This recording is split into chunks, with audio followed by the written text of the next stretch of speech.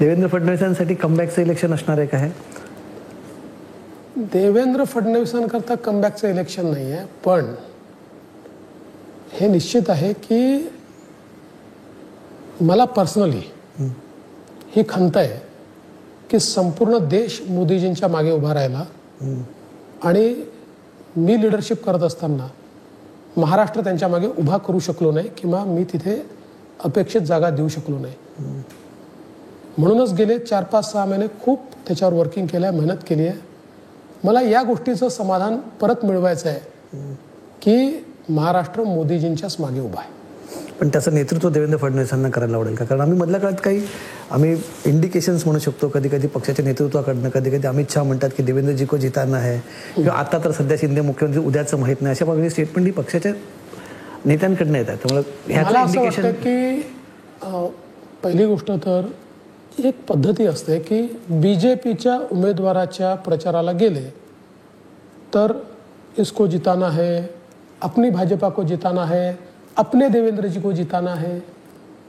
कारण देवेंद्र नेतृत्व करतोय तर कार्यकर्त्यांची नेत्याबद्दल एक आपुलकी असते, त्यामुळे असं म्हटलं की कार्यकर्त्यांना उत्साह येतो आणि म्हणून ते स्टेटमेंट दिलं.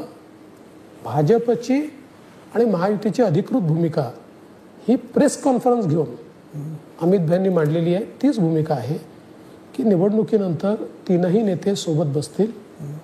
म्हणजे जी शिवसेना आहे त्याचे राष्ट्रीय अध्यक्ष एकनाथ शिंदेजी आहेत, NCPचे राष्ट्रीय अध्यक्ष हे अजितदादा पवार आहेत आणि भारतीय जनता पक्षामध्ये आमचं जे पार्लमेंटरी बोर्ड असतं ते आमच्या अध्यक्षांना ऑथराईज करतं आणि मग अध्यक्ष आमचे निर्णय घेतात. असे 3 अध्यक्ष एकत्रित बसतील, ते निर्णय करतील. जो निर्णय होईल तो माझ्यासहित सगळ्यांना मान्य असेल. पण मग असा फॉर्म्युला असेल का की ज्याच्या जास्त जागा त्याचा मुख्यमंत्री, ज्याच्या जास्त जागा हा फॉर्म्युला नाही, ज्याचा जास्त स्ट्राईक रेट हा फॉर्म्युला नाही, असा कुठलाही फॉर्म्युला नाही. मग कसं ठरवलं तुमचे? जर तुम्ही उद्या एकत्रित बसणार असाल तर काहीतरी एक युनानिमस असेल, युनानिमिटी. ते आज का सांगायचं? जर ठरलाय की निर्णय नंतर करायचा तर फॉर्म्युला काय, मग कुठल्या रस्त्याने जाणार? अरे बाबा, आम्हाला जायचंच नंतर आहे ना.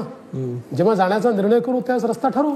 काय ना, मागे तुमचेच एक जवळचे सहकारी 2019ला मला म्हणाले ते गोष्ट की देवेंद्र फडणवीसांकडे प्लॅन A-B-C नाही, प्लॅन Z पण रेडी असतो.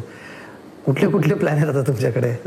A-B-C काय प्लॅन बी आहे? चला एक सोडू आपण, प्लॅन बी. तर A नाही, B नाही, C नाही, कुठलाही प्लॅन नाही. Only plan is to win the election. Only plan महाविकास आघाडीला पराभूत करून महायुतीचं सरकार बसवणं.